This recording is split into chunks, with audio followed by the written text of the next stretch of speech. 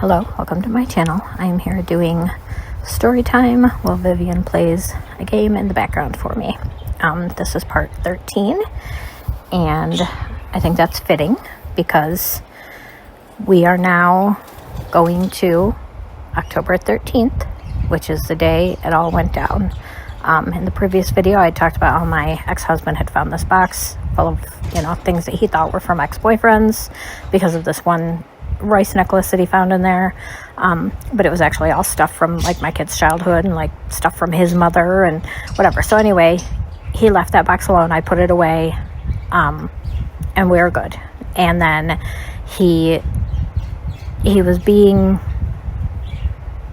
just way worse since we got back from our trip. He was just insufferable.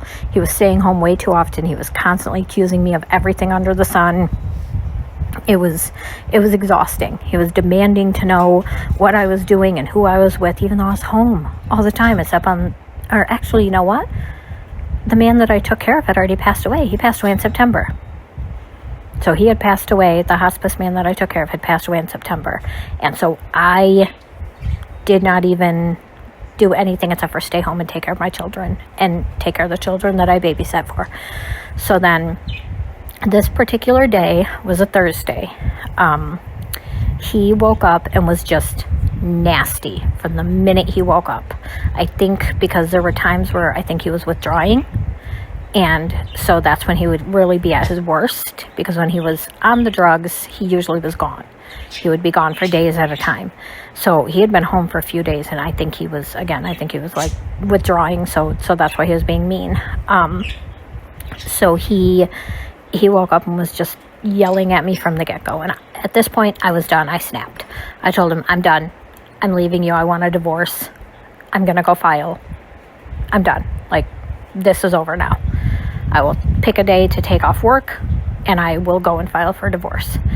And so, he went back and forth the whole day between screaming and yelling at me, being happy that we were going to get a divorce. He'd call me downstairs and demand to know how much I was going to bleed him dry for in child support. And I was like, child support? You don't have a job. You haven't worked in 2 years. You can't get child support from somebody who doesn't work. And like, he's telling me, you're going to take everything away from me. You're going to take my house away from me. And just being completely insane. And at one point, I like said I think I had said something to him about how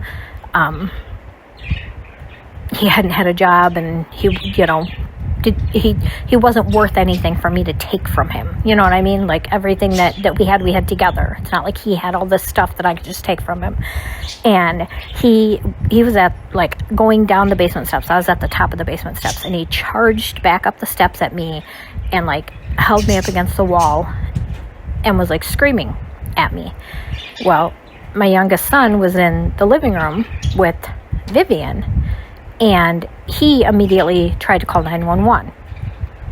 And my husband let go of me and ran in there and took his phone away and said, nobody's calling 911.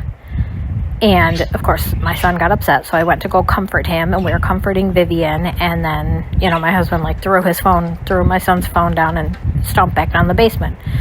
And so, then after that, I spent, the rest of the time keeping my son calm and making sure he was okay. And so this must have been after school that this happened, or he was home for whatever reason. I don't know, doesn't matter. And so no, it wasn't. It was a Thursday. So I just kind of got my son calmed down, and then the rest of the day continued on. The kids all got picked up. I know there was one point where he got mad about my treadmill and tried to rip it, like throw it out the door, but it was still plugged into the wall. And like, that was like a big thing. Okay, but so then all the kids got picked up, and he was out in a shed, and I was making dinner. And he comes in and he sees that I'm making tacos. And he tells me not to use taco seasoning because it's too spicy and it hurts his mouth. And I was like, well, it's tacos, so I'm going to use some taco seasoning, but I'll use half the amount that I usually do. So that way it's not as spicy. He starts melting down, freaking out. You know, the meat's done, so I'm trying to put the taco seasoning in. He's claiming that I turned and looked directly at him and smirked as I dumped in this taco seasoning. I wasn't even looking at him at all. I was just shaking out a little bit of it. Like, I didn't do all of it. I just did, like I said, like half the amount. And he freaks out and starts screaming and melting down that I'm ruining his dinner. And he grabs the pan of taco meat and tries to dump it in the garbage. And I stop him, tell him, knock it off. I'm still feeding these kids. Get out of here. So he goes down the basement and he's screaming and yelling and ranting and raving and just absolutely having a meltdown. I feed my kids dinner. And then he comes back up and he says, I'm so hungry. What am I supposed to do? And I'm like, you know what? The kids and I will go to the store and we'll get you something to eat. What do you want? And he says, dirty rice. Are you kidding me? Dirty rice? Taco meat's too spicy for you, but you want dirty rice? Sure. So we go to the store. We get him his dirty rice. He makes it. He eats it.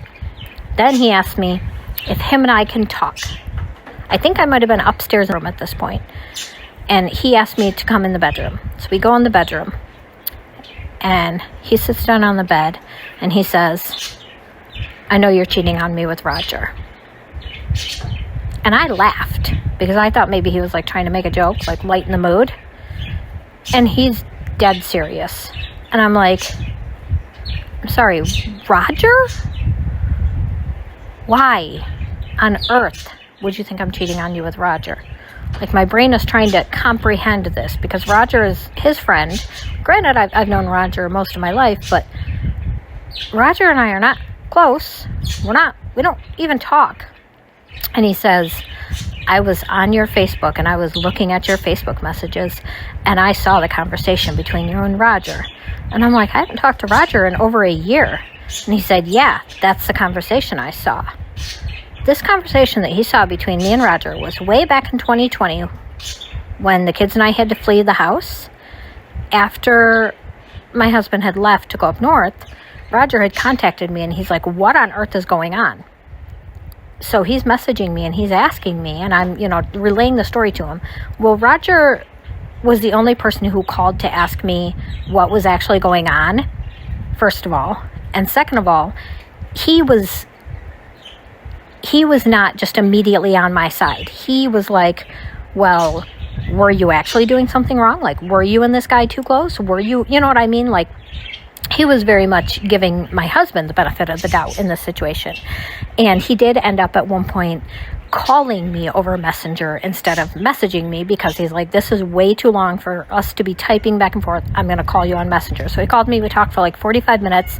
And in the end of it, he basically was like, okay, he definitely, was wrong for what he did. But I also think that maybe maybe you were talking to men too often and it was upsetting him. I don't care if they're your friends, if it's upsetting. Basically, he was sort of on my husband's side, but also was like, hey, he shouldn't be doing this stuff. I love you and your sisters, just as much as him. So, I'm here if you need me, basically. But he said that physically to me, like he didn't even type it out. So my husband didn't even know that he had said that part. But he was like, you guys were on a 45-minute call. What did you guys have to talk about that you couldn't say over messages for me to read? And I was like, okay, well, number one, we were not counting on you reading the messages. And number two, we were talking about you.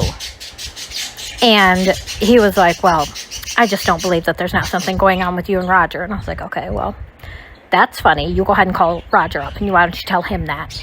So then that led to an argument where we ended up going downstairs. And at this point, he's trying to show my kids my messages and show them that I'm clearly cheating on him. And I was fed up. I told the kids to go upstairs. I'm done with this. And so I sent my kids upstairs.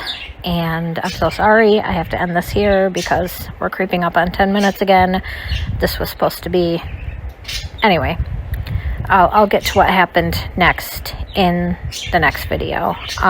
So I am sorry. I'm not purposely dragging this out like this. It's just every video that I recorded is only 10 minutes.